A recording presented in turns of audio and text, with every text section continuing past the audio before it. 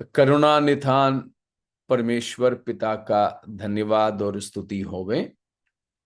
जगह जगह से इस बाइबल अध्ययन में शामिल आप तमाम प्रियजनों को मसीह यीशु की पवित्र नाम में मसीही वंदना। जय मसीह की। हम लोग काफी समयों से प्रकाशित वाक्य की अध्ययन कर रहे हैं। जैसे मैंने पिछले हफ्ता भी बताया था, हफ्ते में एक ही दिन होने की वजह से ज्यादा दूरी नहीं जा पाए। 2-3 साल से हमारी क्लास चालू है, तो भी हम 17वीं अध्याय प्रकाशित वाक्य में अभी प्रवेश कर रहे हैं। तो पिछले हफ्ता हमने प्रकाशित वाक्य 17 अध्याय में प्रवेश किए। तो आप सबको हमारे साथ पाते हुए हम आनंदित हैं और परमेश्वर हमें मिलकर आशीषित करें। हम पिछले हफ्ता भी बताया 16 अध्याय के साथ पापी दुनिया पर परमेश्वर की दंड समाप्त हुआ है। प्रकाशित वाक्य 16 अध्याय के 1 से लेकर के पदों में हम लोग देखते हैं कि परमेश्वर की अंतिम विपत्ति 7 कटोरे या प्यालों के उंडेले जाने के द्वारा पृथ्वी पर हो रहा है। 15 का पहले में हम उस बात को पढ़ते हैं। 15 का पहला और एक बार पढ़िएगा। 15 का 1। फिर मैंने स्वर्ग में एक और बड़ा और अद्भुत चिन्ह देखा, अर्थात 7 स्वर्गदूत जिनके पास 7 अंतिम विपत्तियां थी, क्योंकि उनके समाप्त हो जाने पर भविष्य के प्रकोप का अंत है। तो 7 स्वर्गदूत जिनके पास में 7 प्याला या 7 कटोरा, आप कटोरा गेंजी जो भी समझ लो, 7 बर्तन, गिलास समझ लो, जग मग जो भी आप समझ लो, 7 बर्तन। उन 7 बर्तनों में क्या है? परमेश्वर का क्रोध है। वो परमेश्वर के क्रोध का अंतिम चरण है।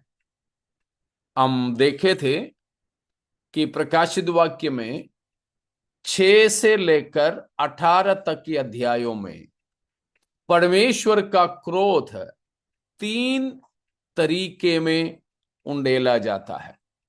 पृथ्वी पर 3 प्रकार में परमेश्वर का क्रोध उंडेला जाता है। पहला है, हाँ, आप किसी को याद होंगे ना, पहला क्रोध है या पहला विपत्ति या पहला दंड या न्याय कैसा था?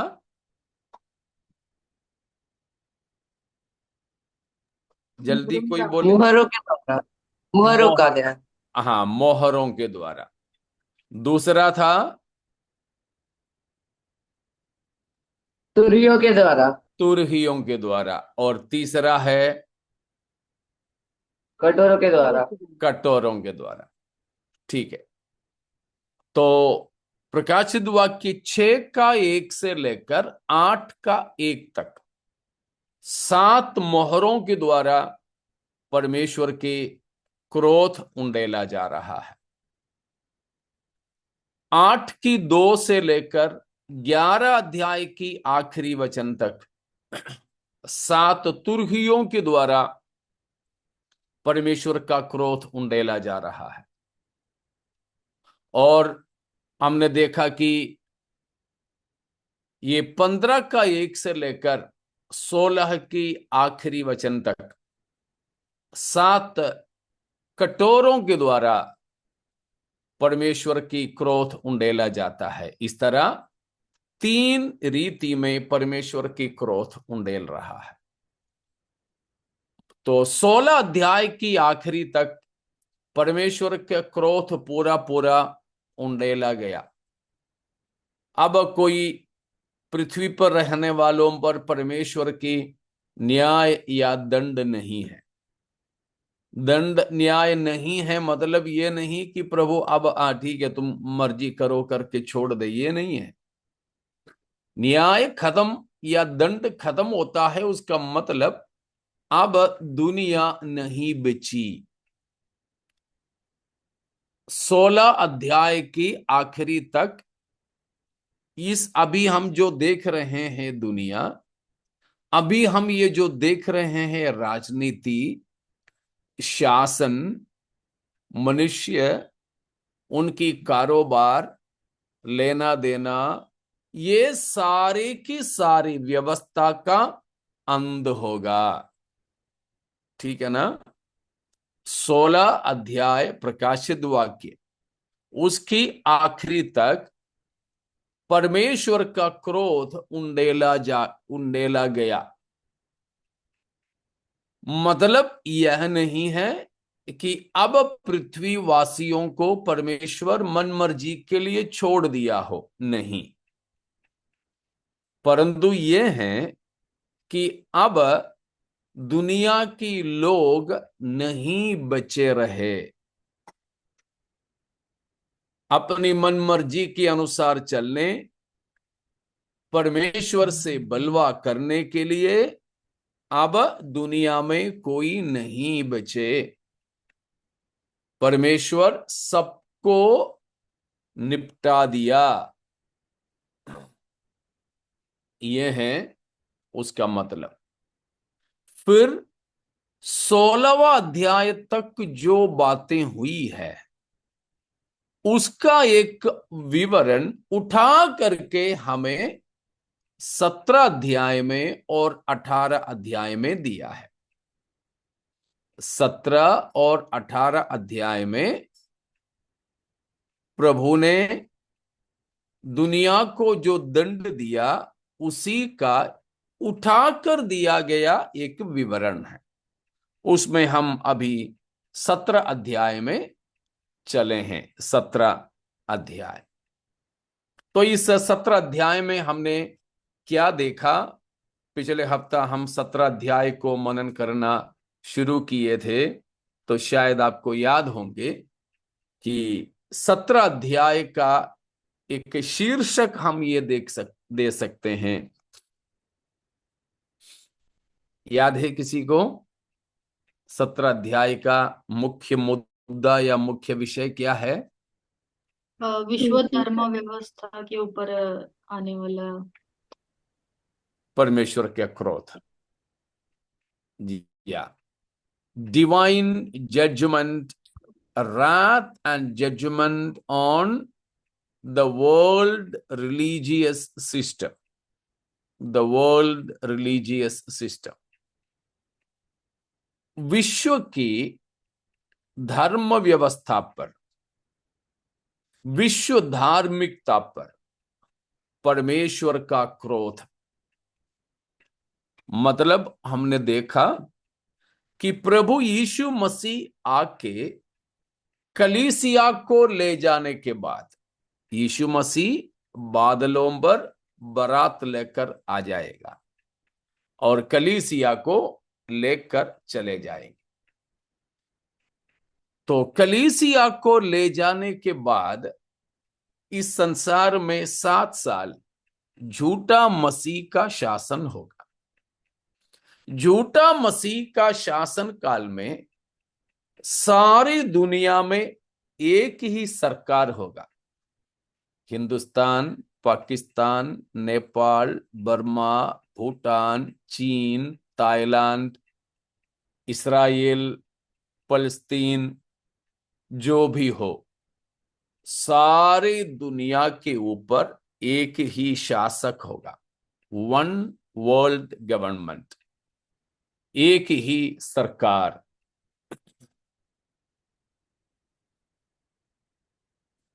एक ही नियम। कलीसिया की उठा लिए जाने के बाद दुनिया में केवल एक ही व्यवस्था, एक ही धर्म, सारी दुनिया में एक ही रुपया नोट चलेगा। अभी तो इंडिया वाला नेपाल में नहीं चलता है, पाकिस्तान में नहीं चलता है, लेकिन उस समय ऐसे नहीं, एक ही। आपको शायद मालूम हो, पहले पहले महाराष्ट्र का ड्राइविंग लाइसेंस लेके आप मध्य प्रदेश में गाड़ी नहीं चला सकता था। हर प्रांत में अलग अलग लाइसेंस होती थी। लेकिन अब आपका लाइसेंस देखोगे तो उस पर लिखा रहता है इंडियन यूनियन ड्राइविंग लाइसेंस। सारे भारत में पूरा एक ही लाइसेंस चलेगा।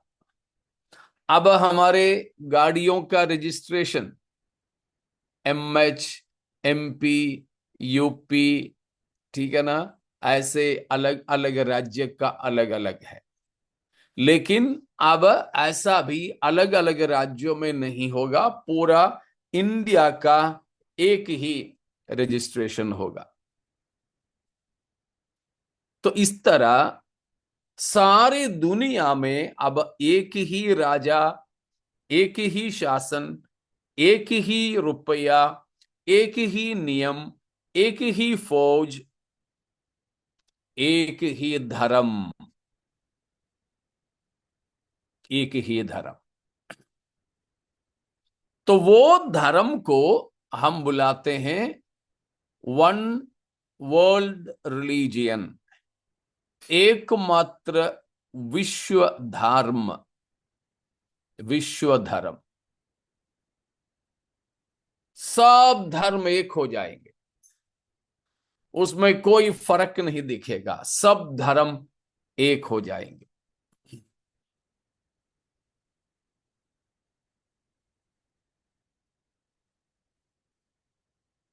उस प्रकार एक ही धर्म होकर परमेश्वर की इच्छा के विरुद्ध में दुनिया में एक धर्म व्यवस्था बनाया जाएगा।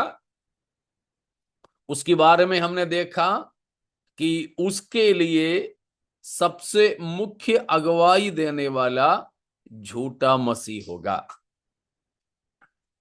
17 अध्याय में हम चलेंगे। 17 अध्याय की 1 से लेकर कुछ आयतों को पढ़िए। 17 का 1 से लेकर। फिर 7 स्वर्गदूतों के पास वे 7 कटोरे थे। उनमें से एक ने आकर मुझसे यह कहा, इधर आ, मैं तुझे उस बड़ी वेश्या का दंड दिखाऊं जो बहुत से पानी पर बैठी है। इधर हम एक स्त्री को देखते हैं। वो स्त्री को यहां वेश्या कहा है। ये कौन है स्त्री? Babel Babel Babel. कुछ कुछ शब्द और है उसमें। झूठी कलीसिया भी है। आत्मिक विषय। बड़ा पांचवा बेबीलोन। पांचवा आयत। उसके माथे पर यह नाम लिखा था, भेद, बड़ा बेबीलोन, पृथ्वी की वेश्याओं और घृत वस्तुओं की माता। हाँ, भेद, मिस्ट्री, बड़ा बाबिलोन। तो हमने पिछले हफ्ता देखा भेद के बारे में। तो भेद, बड़ा बाबिलोन। तो ये जो स्त्री है, क्या असली स्त्री है? नहीं, नहीं। नहीं, ये असली स्त्री नहीं है। यह एक व्यवस्था है, एक सिस्टम है। It's a world order of religion. ये एक असली स्त्री नहीं है। वो एक उस समय चलने वाली एक व्यवस्था है। तो वो है झूठी कलीसिया। ये जो स्त्री का नाम झूठी कलीसिया, झूठी कलीसिया। ये जो स्त्री का नाम 5वां पद में हमने पढ़ा, भेद बड़ा बाबिलोन। ये जो है बाबुल के द्वारा दुनिया में आई एक धर्म व्यवस्था है। ठीक है, तो ये एक विश्व धर्म व्यवस्था है। ये स्त्री किस पे बैठी है?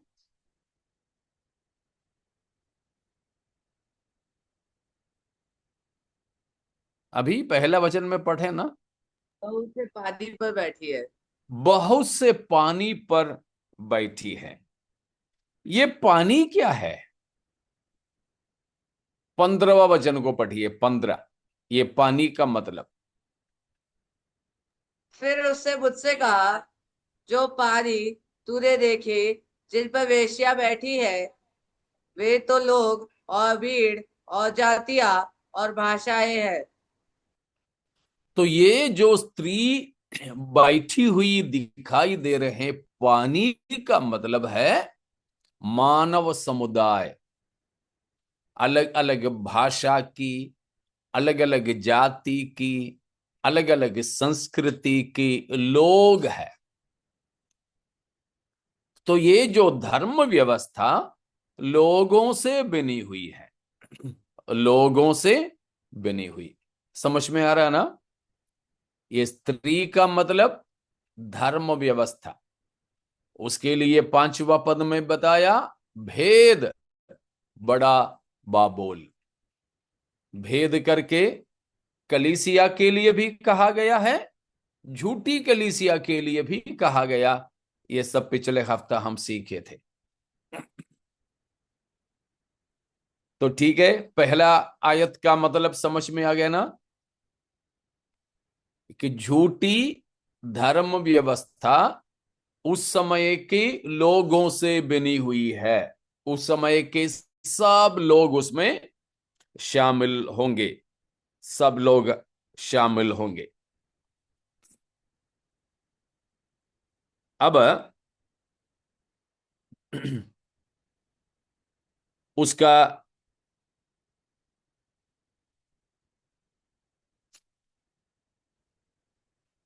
तीसरा वचन को पढ़ेंगे। तीसरा वचन।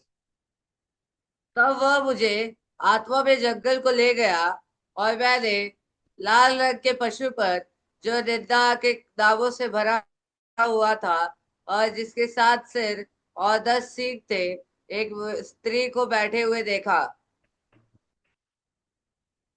पहली वचन का ही स्त्री है, ये स्त्री भी। ठीक है, इसमें हम जो भी स्त्री देख रहे हैं 17वां अध्याय में, सब एक ही है। वो है भेद बड़ा बाबुल, अर्थात झूठी कलीसिया। किनसे बनी हुई है? उस समय रहने वाले सब जाति जाति के, भाषा भाषा के लोगों के द्वारा। वो है पानी का अर्थ। अब हम देखते हैं कि इस स्त्री ने क्या पहन रखी है। इसका पहनावा को देखो। इस स्त्री का विवरण, इस स्त्री का विवरण हम यहां देख पा रहे हैं। एक तो उसको वेश्या कहा है, ठीक है ना? एक तो उसको वेश्या कहा है, मतलब एक कुकर्मी है। मतलब उस समय जो धर्म होगा वो पाप में जीवन बिताने वाले होंगे। यहां वेश्या का मतलब हम जानते हैं, वेश्या का मतलब अपने पति से विश्वासघात करने वाली औरत। अपने पति से विश्वासघात करने वाली औरत है वेश्या। तो यहां ये स्त्री वेश्या कहलाने का मतलब है कि धर्म आत्मिक संस्था का पति कौन है? आत्मिक संस्था हो तो उसका पति परमेश्वर, परमेश्वर। लेकिन ये आत्मिक संस्था कहलाने वाली ये धर्म व्यवस्था अगर वेश्या है तो उसका मतलब उसने अपने पति से विश्वासघात किया है। मतलब सच्चा परमेश्वर से ये धर्म झूठे ईश्वरों की उपासना करती थी। ठीक है ना? सच्चे ईश्वर से संबंध नहीं रखती थी और लोगों से झूठे देवताओं की आराधना करवाती थी। सच्चे परमेश्वर से वे दूर ले जाते थे। उस समय की देवता, उस समय लोग किसकी पूजा करेंगे, किसकी उपासना करेंगे? झूठा मस्ती की। मूर्ति की। मूर्ति की, पशु की। ठीक है ना? पशु की। एक और बार हम देखेंगे 9 अध्याय, प्रकाशित वाक्य 9 अध्याय उसका 20वां वचन, 9 का 20। बाकी मनुष्य ने जो बलियों से न भरे थे अपने हाथों के कमों से न फिराया कि दुष्ट आत्माओं की और सोने और चांदी और पीतल और पत्थर और काठ की मूर्तियों की पूजा न करे, जो न देख न सुन न चल सकती है। तो उस समय के जो धर्म व्यवस्था में आराधना किसकी होती है? यहां जैसे बताए गए हैं कि किसके? दुष्ट आत्माओं की।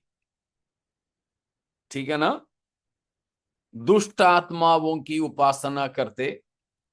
फिर सोना, चांदी, पीतल, पत्थर और खाट से बनी हुई मूर्तों की उपासना करते। बोले कुल मिलाकर के बोले तो मूर्ति पूजा। उस समय की जो लोग हैं, उस समय की जो धर्म है, मूर्ति पूजा पर आधारित धर्म रहेगी। हमारे परमेश्वर सबसे ज्यादा घृणा करने वाला पाप है मूर्ति पूजा की पाप। इसीलिए यीशु मसीह का भी कोई तस्वीर ना रखें, क्रूस का भी तस्वीर ना रखें, क्रूस भी हम लटकाए नहीं। लोग जो गहने वगैरह पहनते हैं तो मसीहियत में आने के बाद वे क्रूस लटका लेते हैं। वो भी मूर्ति पूजा है, नहीं होना चाहिए। तो किसी भी तरह की मूर्ति पूजा से हमारे परमेश्वर अप्रसन्न रहता है, घृणा करता है। तो उस समय इस धर्म व्यवस्था को, स्त्री को वेश्या कहने का मतलब है कि सच्चा और जिंदा परमेश्वर से लोगों के मनों को खींचकर अलग ले जाते हैं, मूर्ति पूजा में लोगों को लगा लेते हैं। और सबसे खास किसकी मूर्ति की पूजा करते हैं? झूठा मसीह। हाँ, पशु या झूठा मसीह की, जिसके बारे में हमने 13वां अध्याय में पढ़े थे। 13वां अध्याय की 12 से लेकर की आयतों में हम पढ़े कि झूठा मसीह का मूरत बनवाकर यरूशलेम मंदिर में भी वो रखवा देगा और सबको ये आदेश देगा कि बस अब लोग उसका ही पूजा करें, झूठा मसीह की आराधना करें। तो झूठा मसीह की आराधना के द्वारा शैतान की आराधना हो रहा होगा, शैतानिक आराधना, सैटनिक वर्शिप। इसीलिए है उसको, ये जो 17वां अध्याय की स्त्री है, उसको वेश्या कहा है। सच्चा परमेश्वर से लोगों के हृदयों को हटाकर पराये देवी देवताओं से उनसे जोड़ लिए, वो आत्मिक वेश्यावृत्ति है। अभी भी अगर हमारे सच्चा परमेश्वर से हटकर मूर्तों के और किसी भी देवी देवताओं की उपासना करोगे तो वो आत्मिक व्यभिचार कहलाएगा। हम में से कोई भी आत्मिक व्यभिचारी नहीं होनी चाहिए। ठीक है, तो यह है 17वां अध्याय में बताया उस वेश्या स्त्री के बारे में। इतना समझ में आ गए? इतने में कोई शक है किसी को? नहीं?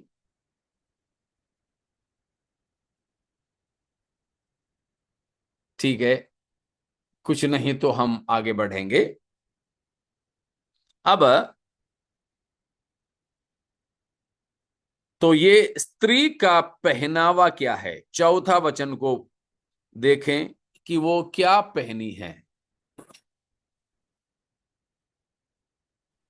यह स्त्री बैंजनी और लाल रंग के कपड़े पहनी थी और सोने और बहुमूल्य मणियों और मोतियों से सजी हुई थी, और उसके हाथ में एक सोने का कटोरा था जो घृणित वस्तुओं से और उसके व्यभिचार की अशुद्ध वस्तुओं से भरा हुआ था। तो उसने पहनी हुई कपड़ा क्या पहनी है? बैंजनी और लाल रंग के कपड़े। बैंगनी और लाल रंग की कपड़ा, क्या है उसका मतलब?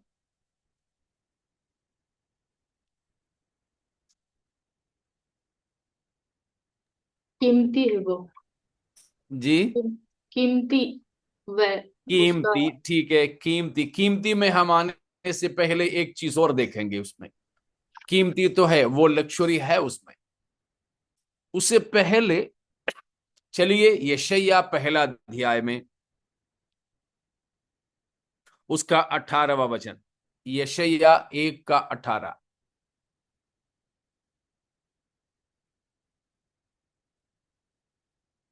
यहोवा कहता है,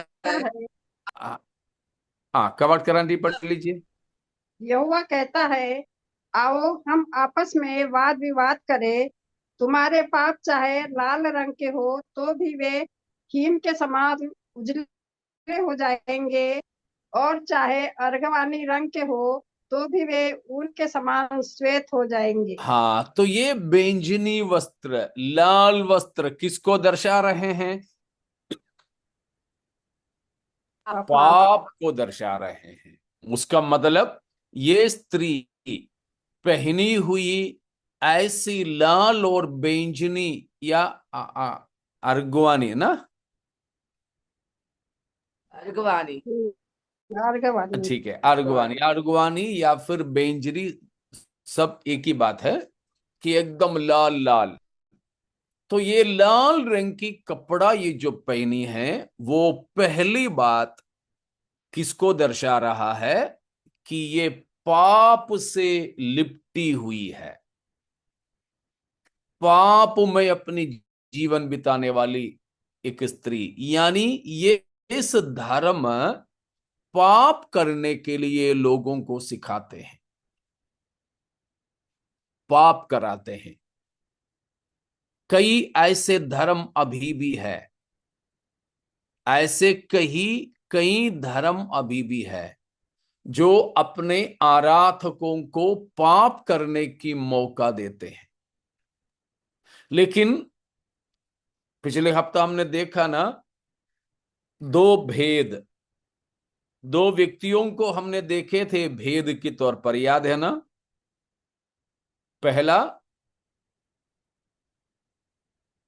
पहला प्रभु यीशु। प्रभु यीशु यीशु मसीह के लिए कौन सा भेद कहा है? भक्ति का भेद। भक्ति का भेद, भक्ति का भेद। या भक्ति का भेद, द मिस्ट्री ऑफ गॉडलीनेस। और दूसरा है धर्म का भेद। अधर्म का झूठा भेद। मसीह। हाँ, अधर्म का भेद यानी झूठा मसीह। इन दोनों की दुल्हन है, इन दोनों की पत्नी है। भक्ति का भेद प्रभु यीशु मसीह की दुल्हन कलीसिया है। कलीसिया है। ये कलीसिया कौन है? कलीसिया पवित्र कुंवारी है। कलीसिया पवित्र कुंवारी है। दूसरा कुरिन्थियों 11 का 2 पढ़ लीजिए। दूसरा कुरिन्थियों 11:2। क्योंकि मैं तुम्हारे विषय में ईश्वरीय धुन लगाए रहता हूँ, इसलिए कि मैंने एक ही पुरुष से तुम्हारी बात लगाई है कि तुम्हें पवित्र कुंवारी के समान मसीह को सौंप दूं। हालेलुया। मसीह भक्ति का भेद, उसकी दुल्हन कलीसिया। कलीसिया को बाइबल कहते हैं वो पवित्र कुंवारी है। पवित्र कुंवारी, 2 शब्द, एक पवित्र है और दूसरा वो कुंवारी। स्त्री नहीं है, कुंवारी है। कुंवारी मतलब अभी तक वो कन्या है, वो अभी तक पुरुष के अधीन नहीं हुआ है, किसी पुरुष से कोई संबंध नहीं रखी है। कुंवारी है, पवित्र कुंवारी। केवल इतना नहीं कि वो शादी नहीं किया है, लेकिन वो पवित्र कुंवारी है। लेकिन दूसरा जो भेद है, झूठा मसीह। झूठा मसीह की पत्नी कौन है? छोटी बाबेल, बड़ी बाबेल। हाँ, भेद बड़े बाबेल। भेद बड़े बाबेल। लेकिन वो कौन है? एक स्त्री है। स्त्री है। कैसी स्त्री? वेश्या। वेश्या स्त्री है। देखा फर्क? देखा ना? समझ में आ रहा है ना? हमारे परम पवित्र प्रभु यीशु मसीह की दुल्हन पवित्र कुंवारी है, और वो क्या कपड़ा पहनी है? श्वेत मलमल। हाँ, पिछले हफ्ते हम सीखे थे 19 अध्याय का 7वां 8वां, 8वां वचन। एक और बार पढ़ लीजिए। उसको शुद्ध और चमकदार महीन मलमल पहनने का अधिकार दिया गया, क्योंकि उस महीन मलमल का अर्थ पवित्र लोगों के धर्म के काम है। देखा, मसीह की दुल्हन पवित्र कुंवारी क्या कपड़ा पहनती हैं? श्वेत मखमल की कपड़ा। रंग देखो, ठीक है ना? इतना समझ में आ गए? मसीह यीशु भक्ति का भेद, उसका दुल्हन है, पत्नी नहीं है, दुल्हन है। वो दुल्हन कलीसिया है। वो कलीसिया पवित्र कुंवारी है, और उसकी कपड़ा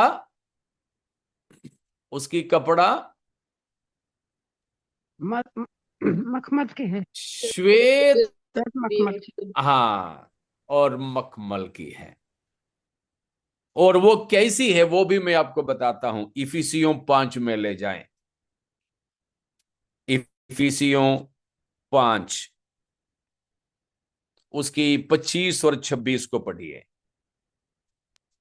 हे पतियों, अपनी अपनी पत्नी से प्रेम रखो, जैसा मसीह ने भी कलीसिया से प्रेम करके अपने आप को उसके लिए दे दिया, कि उसको वचन के द्वारा जल के स्नान से शुद्ध करके पवित्र बनाए और उसे एक ऐसी तेजस्वी कलीसिया बनाकर अपने पास खड़ी करे जिसमें न कलंक, न झुर्री, न कोई और वस्तु हो, वरन पवित्र और निर्दोष हो। देखा, प्रभु की कलीसिया कैसी है? पवित्र और निर्दोष। पवित्र और निर्दोष। उसमें ना कोई कलंक है, ना कोई झुर्री है, ठीक है ना? और ऐसा किसी भी प्रकार की अपवित्र वस्तु नहीं है, कि वो तेजस्वी कलीसिया है।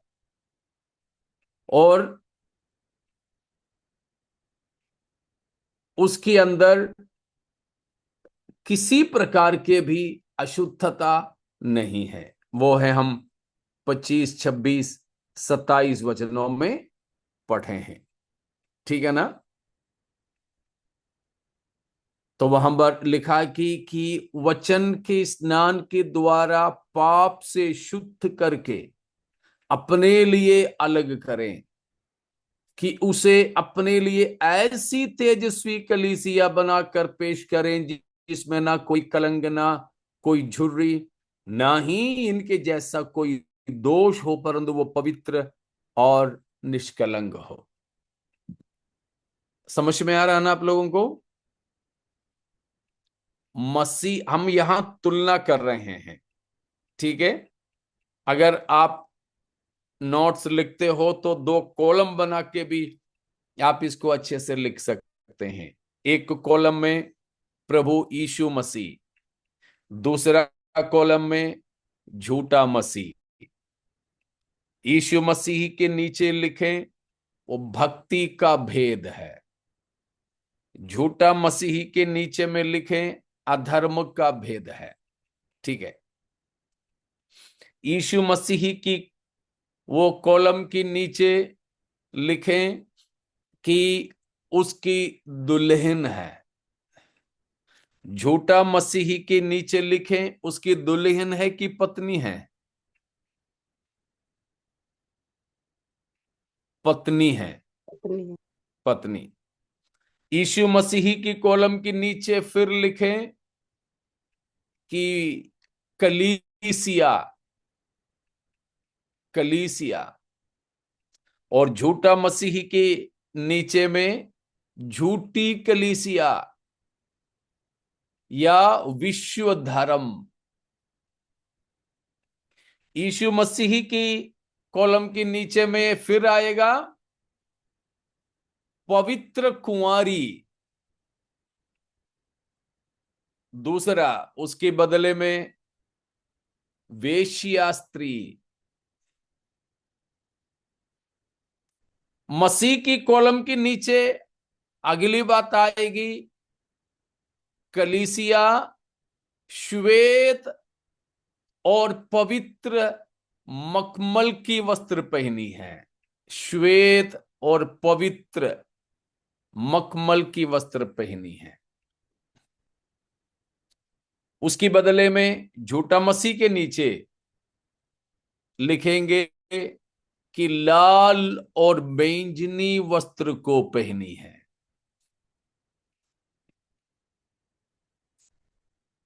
मसीह के कॉलम के नीचे में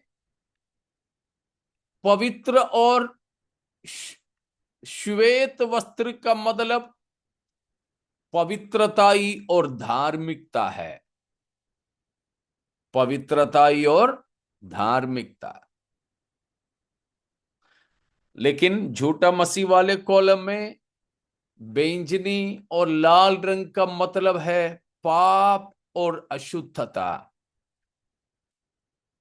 पाप और अशुद्धता।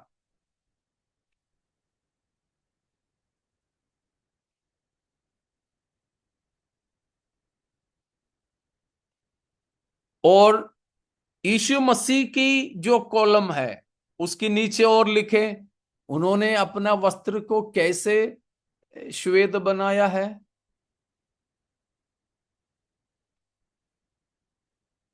यीशु मसीह के लहू के द्वारा। हाँ, यीशु मसीह की मेमने के लहू के द्वारा। प्रकाशित वाक्य 7 का 13-14 पढ़िएगा एक और बार। ये रेफरेंस भी उनके साथ में लिख देना, तब आपको समझ में आएगा।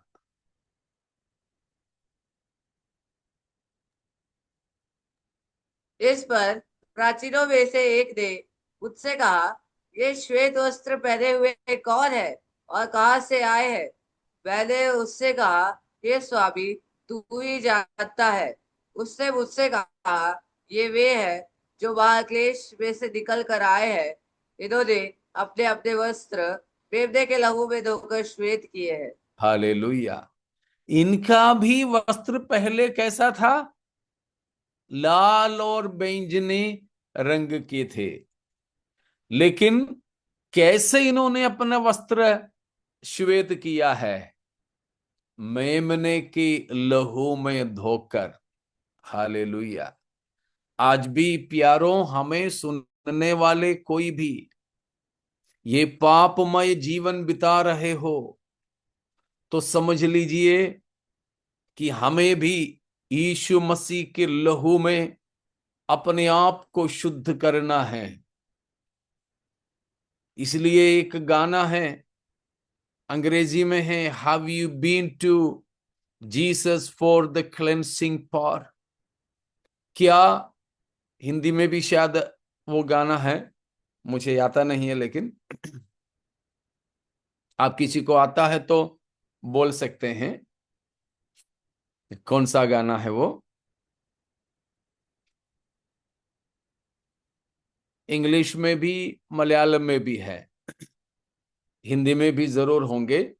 Have you been to Jesus for the cleansing power करके हैं इंग्लिश में। तो उसमें ये पूछ रहे हैं, क्या तुम यीशु मसीह के लहू के पास गए हो अपने वस्त्र को श्वेत करने के लिए? क्या तुमने अपना वस्त्र को मेमने के लहू में शुद्ध किए हो?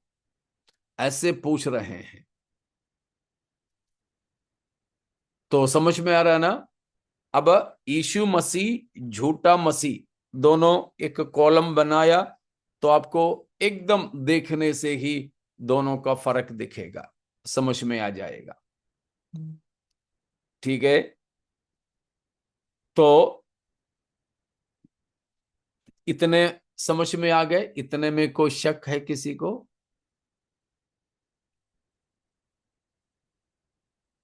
नहीं ना? कुछ भी शक हो तो पूछ सकते हैं आप, इसी जो हम पढ़ रहे हैं उसमें से, बाहर से नहीं। बाहर से तो बहुत शक होंगे, लेकिन हम जो पढ़ रहे हैं उसमें से। ठीक है, अगर नहीं तो हम आगे बढ़ेंगे। वापस हम चलेंगे 17वां अध्याय में। तो ये स्त्री क्या पहनी है, उसकी हम पहनावा को देख रहे हैं। वो लाल और बैंगनी रंग की वस्त्र पहना, उसका मतलब वो पाप में लिप्त है, एकदम पाप और अशुद्धता में लिप्त है। ठीक है ना?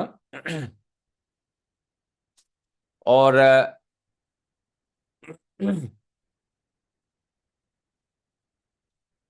इधर और एक चीज ये है कि ये वो स्त्री है, ये लाल होने का, इसकी लाल रंग का एक और मतलब है। एक और मतलब ये है कि उसने बहुत से प्रभु के लोगों के खून करवाई है। ये जो खून का रंग है, खून का रंग है, ये क्या किया है? बहुत से पवित्र लोगों के खून भी करवाया है, और वो भी पी करके ये जो है बिल्कुल मतवाले बन गई है, मतवाले बन गई है।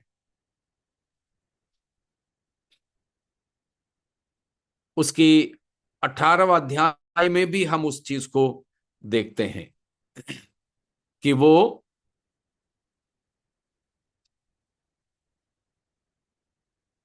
बहुत से पवित्र लोगों को उसने मरवाया है।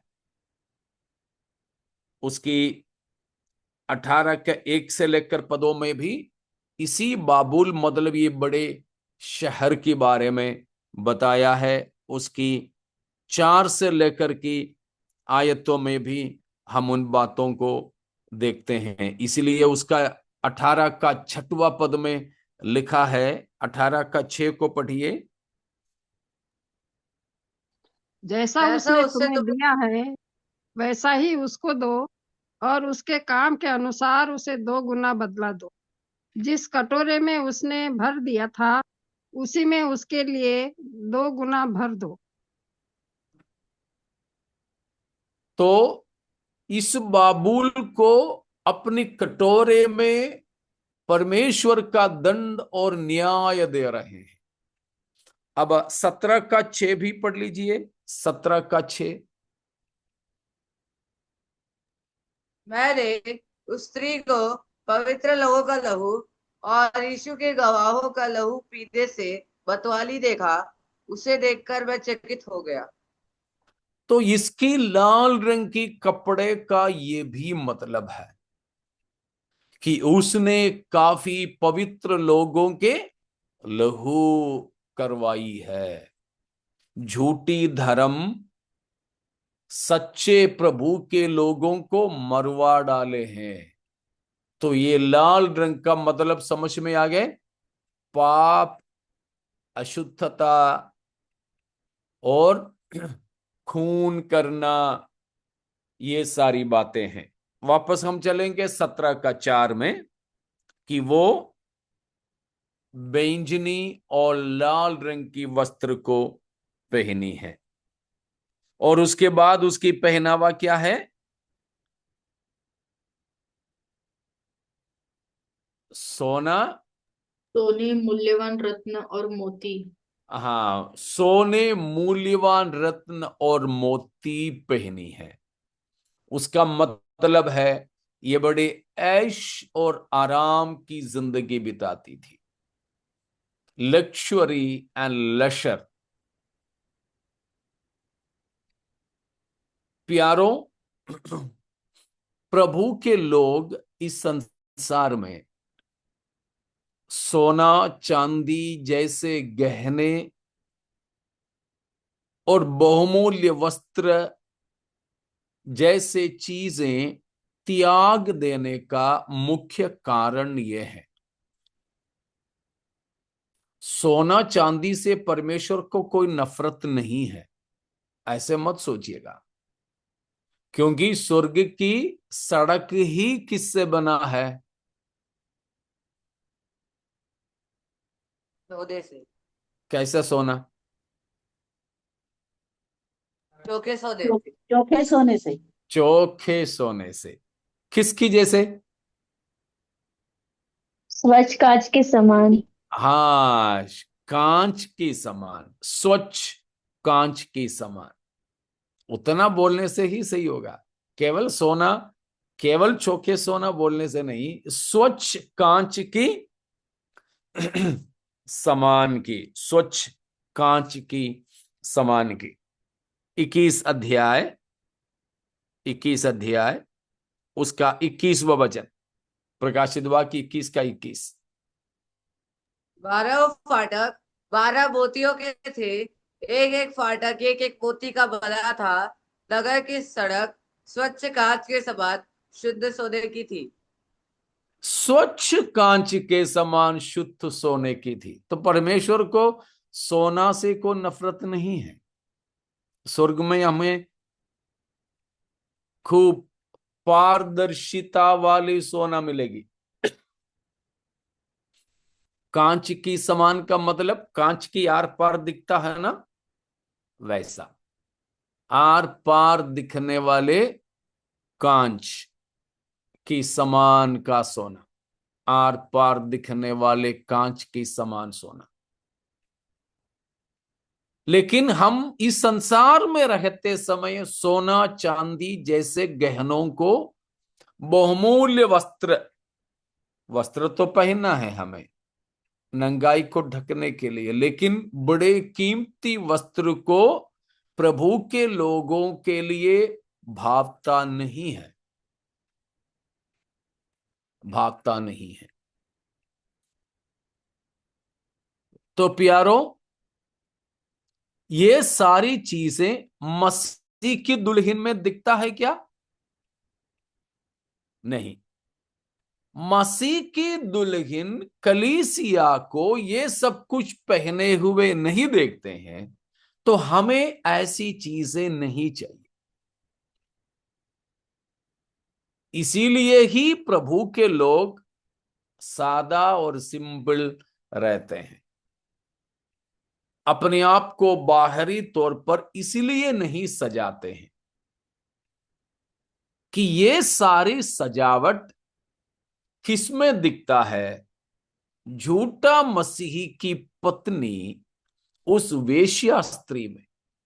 वो कुछ भी मसीह की दुल्हन के लिए भावता हुआ नहीं है। समझ में आ रहा है ना? इसीलिए नहीं कि सोना या कोई ऐसे चांदी खरीदने लायक हमारे पास में पैसा नहीं हो, इसलिए नहीं है। हम कपड़ा पहन लीजिए, बहुमूल्य कपड़े नहीं। जूता पहन लीजिए, बहुमूल्य जूते नहीं। आप मकान बनवा लीजिए, लेकिन बहुत ऐश और आराम वाला, बड़ा लक्जरी वाला, जरूरत से ज्यादा पैसा खर्च करने वाला नहीं है। खाना खा लीजिए अपना जीवन को बरकरार रखने लायक, लेकिन मुझे वो खाना चाहिए, मुझे ये खाना चाहिए, ऐसी चीजें नहीं है। ठीक है, कभी कभार आप बाहर से होटल से वगैरह खाते हो तो उसको पाप नहीं कह सकते। कभी जरूरत पड़े, घर में नहीं खाना बन सके या बना सके, कहीं हम जा रहे हैं या घर में बीमार है लेकिन कुछ लोग ऐसे हैं कि उनको घर की खाना अच्छा नहीं लगता है, बाहर का ही चाहिए। कुछ लोग हैं कि जो छुट्टी मिला, चाहे संडे हो या मंडे, छुट्टी का दिन तो घर रसोई बंद, उस दिन तो बिल्कुल बाहर ही बाहर से ही खाना है। नहीं, कुछ लोगों को सप्ताह की आखिरी दिन या शनिवार, कुछ लोग शुक्रवार शनिवार रविवार तीनों दिन बाहर ही बाहर से खाना खाएंगे। तो इस तरह की बातें प्रभु के लोगों के लिए शोभा ना देने वाली बात है। तो इसीलिए प्यारो, हम अपने आप को सजाएं कैसे? मसीह की दुल्हन के तौर पर, कैसे नहीं झूठा मसीह की पत्नी वेश्या स्त्री के समान नहीं। लेकिन कलीसिया के अंदर भी हम ये जो 17वां अध्याय की स्त्री के समान की सजावट को देखते हैं। इसलिए प्रभु के लोग ज्यादातर सफेद से, सफेद वस्त्र से ज्यादा संबंध रखते हैं। रंगीन वस्त्रों में हम और ज्यादा अच्छा दिखते जरूर होंगे, सफेद में शायद उतना सुंदर नहीं लगता होगा, फिर भी हम वही पसंद इसलिए करते हैं कि मसीही की दुल्हन होने की तैयारी हर क्षेत्र में हमें अभी से जारी रखना है। तो यहां पर लाल रंग की, बैंगनी वस्त्र की और सोना और बहुमूल्य रत्न, इन चीजों से सजाने के बारे में भी हमने देखा। ये सब कुछ सांसारिकता की बातें हैं। लोगों को अच्छा दिखने के लिए हम लोग ये जो करते हैं वो पाप है, वो ना हो, ऐसे हम ना बने। तो ये सब झूठा मसीह की पत्नी, झूठी कलीसिया की पहनावा में आते हैं। और चौथा वचन में वापस हम चलेंगे 17 का 4 में, और उसमें हम पढ़ते हैं कि उसके हाथ में क्या है? एक सोने का कटोरा है। सोने का कटोरा है। सोने का कटोरा, वो भी किस बात को दर्शाता है? सोने का कटोरा चाय पीने के लिए, पानी पीने के लिए हमें मिट्टी से बनी हुई एक गुल्लर ना, गुल्लक। गुल्लक, नहीं, कुल्हड़ कुल्हड़ कुल्हड़ कुल्हड़ कुल्हड़। अच्छा ठीक है, कुल्लर। कुल्हड़। हाँ, हमारे लालू प्रसाद यादव जब रेलवे मंत्री था तो ट्रेन में उसी चीज की, बिहार के ये जो मिट्टी का काम करने वालों को बढ़ावा देने के लिए बोला था कि कोई पेपर ग्लास नहीं। उस समय पूरा इसी को लेकर के लोग चलते थे, गुल्लर ना। हाँ जी, कुल्हड़ की चाय। कुल्हड़ की, जी जी जी, कुल्हड़ की चाय। तो उसी में जब हो जाता है मिट्टी का सादा, तब है लोग जो है सोने की चीज, सोने की कप खरीद करके इस्तेमाल करते हैं। ये स्त्री को देखकर लक्ष्वरी, ऐश की ऊंचाई को दर्शा रहे हैं। कई बार हम लोग भी सादा सिंपल रहना नहीं चाहते हैं। शायद हमारे पास कुछ है नहीं, तो भी हम तो बिल्कुल ऐसे अंबानी जैसे रहना चाहते हैं। नहीं प्यारो, ऐसा ना हो। हमें बिल्कुल वही चाहिए जो हमारी जिंदगी के लिए बहुत जरूरी है। ठीक है ना? हमें वही चाहिए जो हमारे जीवन की अस्तित्व के लिए जो जरूरी है।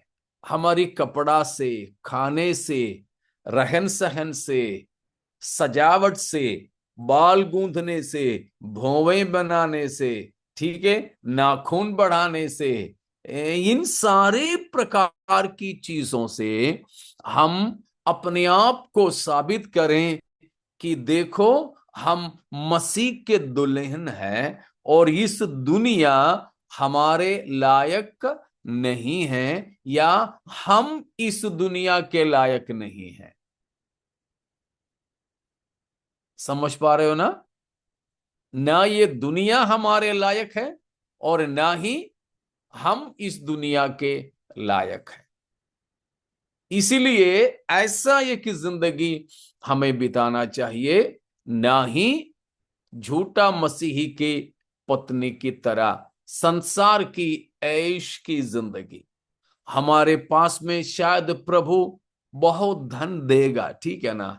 प्रभु हमारे पास में शायद धन देगा।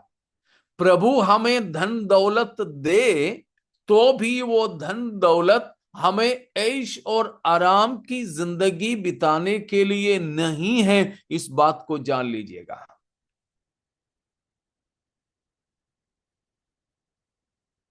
शक तो नहीं है ना?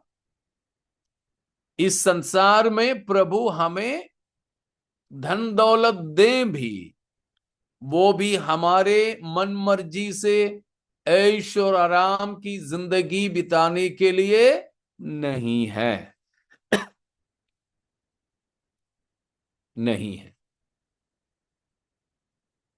उनमें से भी हमारा हिस्सा बस उतना है जितना हमारे जिंदगी के लिए, जीवन की अस्तित्व के लिए, यानी जिंदा रहने के लिए जितना चाहिए उतना। समझ पा रहे हो ना? हमारे हम कभी कोई शादी में जाते हैं, मुंबई के हिसाब से मैं बता रहा हूं, शादी में जाते हैं तो ज्यादातर शादियों में सब काउंटर बने रहते हैं, हम बर्तन लेकर के जो चाहिए वो ले लो, वो खाओ, जितना चाहिए उतना खा लो, भरपूर मिलेगा। लेकिन कितना खाएंगे हम? जितना पेट में जाएगा बस उतना ही है ना, उससे ज्यादा तो नहीं खा सकेंगे। उसी तरह कितना भी प्रभु हमें दे दे धन दौलत, लेकिन हमारे हिस्सा बस उतना है जितना हमें जिंदा रहने के लिए जरूरी है। मतलब तत्कालीन जरूरत क्या है। इसलिए बिल्कुल हम इस बात से सावधान रहें, हम झूठा मसीह की पत्नी बनकर न जिए। ठीक है, इतना समझ में आए? इतने में कोई शक है, सवाल है?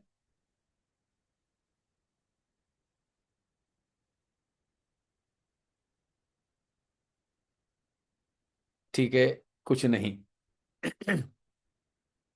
तो हम आगे बढ़ेंगे। तो उसके पास सोने का कटोरा है, सोने का कटोरा, वो भी बड़े लक्ष्वरी को, ऐश को दर्शाता है, वो नहीं चाहिए।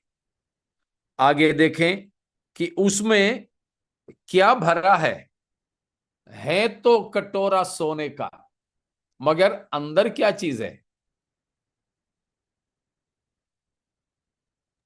अश्लीलता तथा स्वयं उसकी वेश्यागामी की गंदगी से भरा हुआ है। बाहर से देखें तो सोने का है प्याला, लेकिन अंदर भरा है सब प्रकार की गंदगी, अशुद्धता, वेश्यागामी और सब प्रकार की अश्लीलता। प्यारों, भले ही हमारे पास सोने का प्याला न हो, बस मिट्टी का बर्तन हो, लेकिन बाहर मिट्टी है या सोना है उससे नहीं मतलब, अंदर क्या भरा है उससे मतलब है।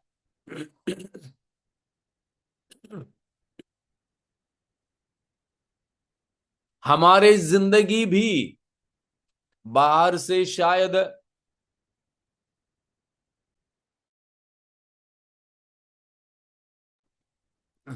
हमारी जिंदगी भी बाहर से उतना आकर्षणीय ना लगे,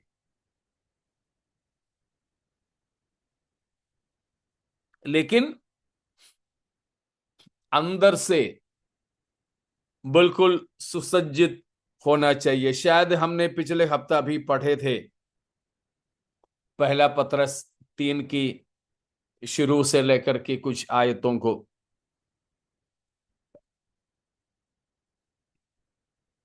पहला पत्रस 3 अध्याय की 1 से लेकर की पदों में पत्रस ने पत्नियों से, स्त्रियों से बताया हुआ बात है कि वहां पर उसकी 3 से लेकर के लिखा है कि तुम्हारा सौंदर्य सिर्फ दिखावटी ना हो, जैसे बाल संवारना, सोने के गहने व वस्त्रों से सजाना, परंतु तुम्हारा भीतरी व्यक्तित्व नम्रता व मन की दीनता जैसे अविनाशी गुणों से सजा हुआ हो, जो परमेश्वर की दृष्टि में बहुमूल्य है। तो प्यारो, ये केवल स्त्रियों ही के लिए नहीं, पुरुषों के लिए भी है कि हमारे सजावट बाहरी चीजों से ना हो,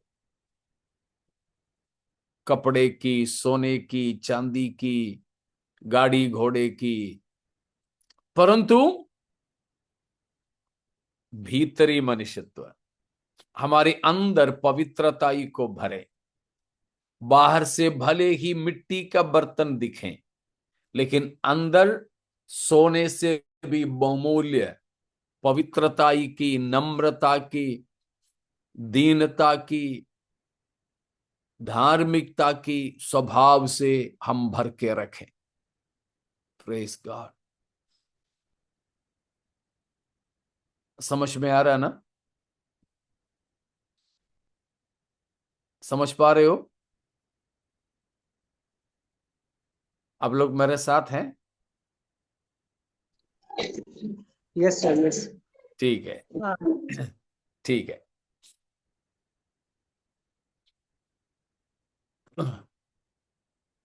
तो सोने की प्याले में अश्लीलता और गंदगी भरने से कितना अच्छा है हमारे पास मिट्टी की बर्तन हो, लेकिन अंदर परमेश्वर के सामने बहुमूल्य पवित्रता की स्वभाव हो।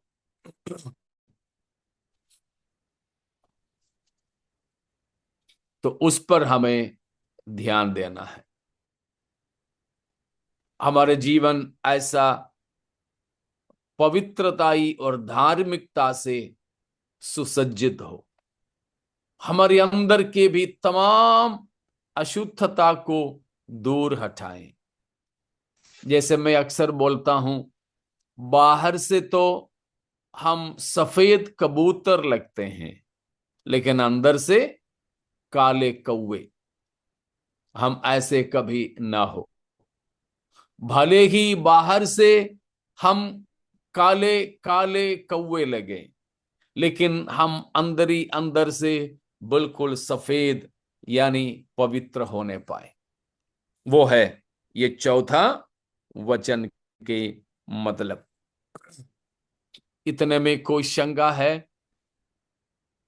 कोई सवाल है इतने में? नहीं सर।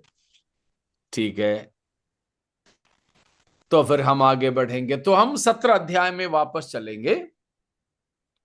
उसमें हमने देखा एक स्त्री, वो हमने पाया है कि विश्व धर्म व्यवस्था है। और दूसरी बात, वो पानी पर बैठी है।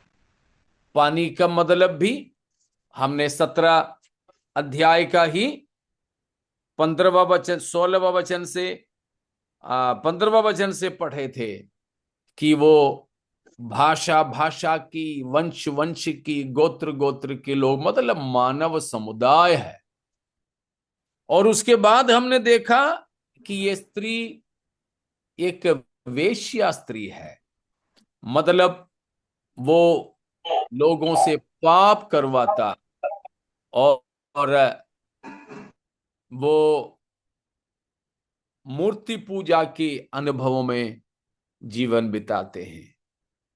उसके बाद हमने देखा कि यह झूठा मसीह की पत्नी है, झूठा मसीह की पत्नी।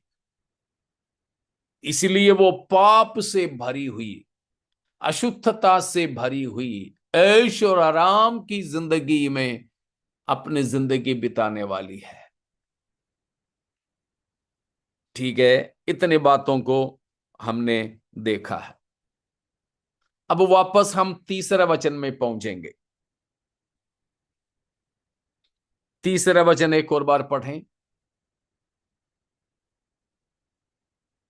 तब वह मुझे आत्मा में जंगल को ले गया, और मैंने लाल रंग के पशु पर, जो निंदा के नामों से भरा हुआ था और जिसके 7 सिर और 10 सींग थे, एक स्त्री को बैठे हुए देखा। यहां हम अब देखते हैं एक पशु। ये स्त्री किस पर बैठी है? एक पशु पर बैठी है। वो पशु की रंग भी लाल है। पशु की रंग भी लाल है। ये पशु को और कहीं देखा हमने? 13वां अध्याय में देखे थे।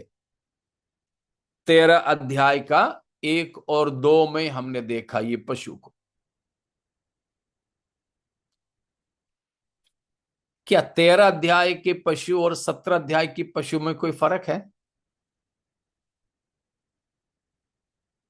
आप देख लीजिए। प्रकाशित वाक्य 13 अध्याय 1 और 2 में और 17 अध्याय की 3रे वचन में बताए पशुओं में कुछ फर्क है? नहीं, सेम है दोनों। कोई अंतर नहीं है। कोई अंदर नहीं है। थोड़ा सा और ध्यान से देखिए।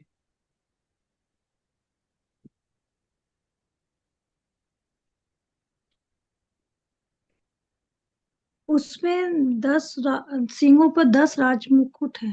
हाँ, पहला फर्क है 10 सींग दोनों में है, लेकिन 13वां अध्याय में राज मुकुट है, 17वां अध्याय में राज मुकुट नहीं है। मतलब मुकुट नहीं है।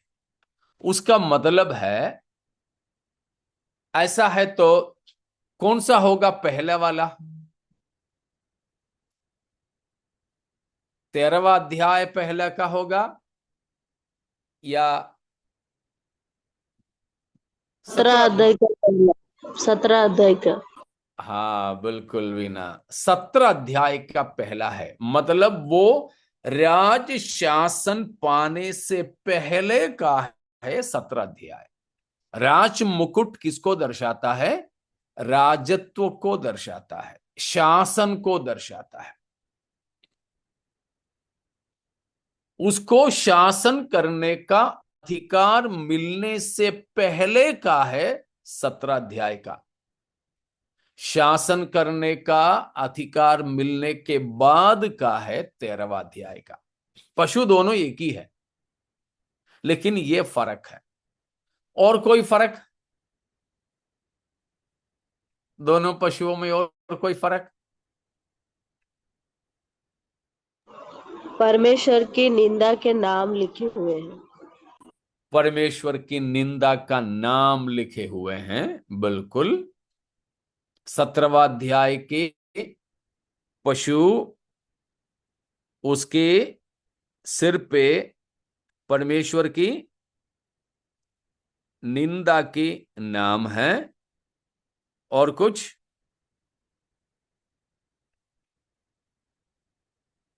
रंग देखो, दोनों का रंग भी अलग अलग है।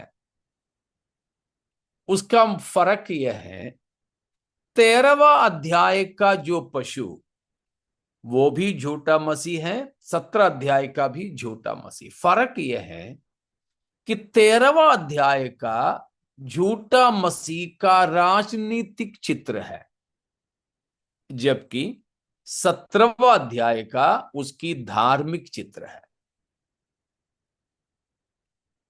फिर से बताऊं,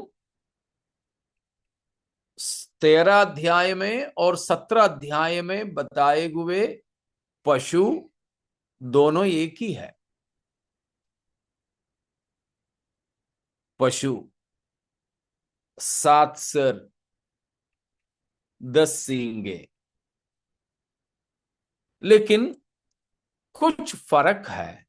वो फर्क इसीलिए है कि 17वां अध्याय वाला पहले का चित्र है, 13वां अध्याय वाला वो शासन की अधिकार पाने के बाद की है।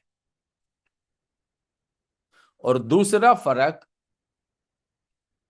17वां अध्याय का झूठा मसीह की धार्मिक चित्र है, जबकि 13वां अध्याय का जो है झूठा मसीह की राजनीतिक चित्र है। राजनीतिक झूठा मसीह 13वां अध्याय में, धार्मिक झूठा मसीह 17वां अध्याय में। ठीक है। और इसके सिर पर परमेश्वर की निंदा के नाम लिखे हैं, मतलब वो परमेश्वर की निंदा करता हुआ आगे बढ़ता है। वो इसलिए है कि शैतान के शासन के अनुसार, शैतान की अगुवाई के अनुसार। और देखो कि ये झूठा मसीह रूपी पशु के ऊपर बैठी है वो स्त्री। उसका मतलब शुरुआत में इस झूठा मसीही का जो नियंत्रण ये धर्म करेगी, ये झूठी धर्म के नियंत्रण में होगा झूठा मसीह शुरुआत में। मतलब झूठा मसीही के ऊपर सवार होकर ये झूठी कलीसिया आएगी। ठीक है, झूठी कलीसिया झूठा मसीह पर सवार होकर के आएगी। तो इस तरह ये लोग कैसे शुरुआत में आएंगे? हमने जैसे उसका 6 पद में पढ़े, प्रभु मसीह के लोगों की कत्ल करते हुए।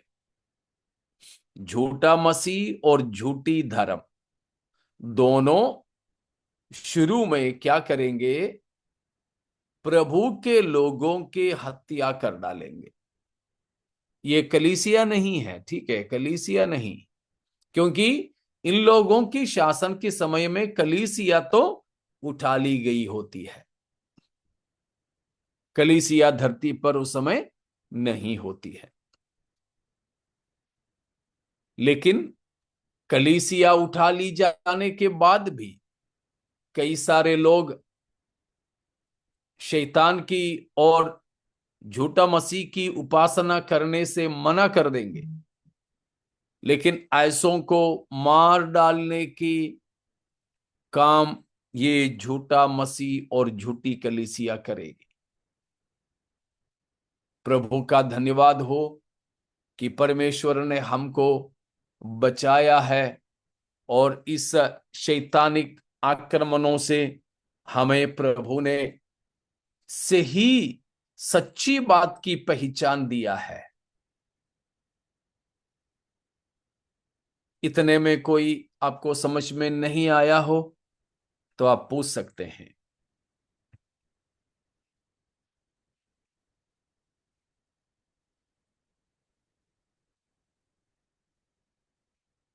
नहीं, कोई शक नहीं, तो ठीक है। तो प्यारों, हमें प्रभु यीशु मसीह के पवित्र कुंवारी दुल्हन होने का अनुग्रह प्रभु ने दिया। मसीह यीशु ने क्रूस पर जो रक्त बहाया, उस लहू के द्वारा हमारे पाप धुल गए। हमें सुनने वालों में से कोई भी है अभी भी मसीह पर विश्वास नहीं की, तो प्यारों, हम सबके पापों के लिए था मसीह क्रूस पर मरा, मसीह ने अपना लहू बहाया। यीशु मसीह के लहू बहाने से हमें पापों से उद्धार मिलती है। मसीह के लहू में हम अपने जीवन को धो सकते हैं, चाहे कितने भी बड़े पापी हम क्यों न हो। हम यीशु मसीह की लहू के द्वारा पवित्र किए जा सकते हैं। उस प्रकार यीशु मसीह की लहू के द्वारा पवित्र किए गए होकर जल्दी आने वाला प्रभु यीशु मसीह के बाट हम जोते रहें। यीशु मसीह की आगमन के लिए हम तैयार हो जाएं। तो आइए अपने आप को हम समर्पित करें, परमेश्वर इन वचनों के द्वारा हम सबों को आशीषित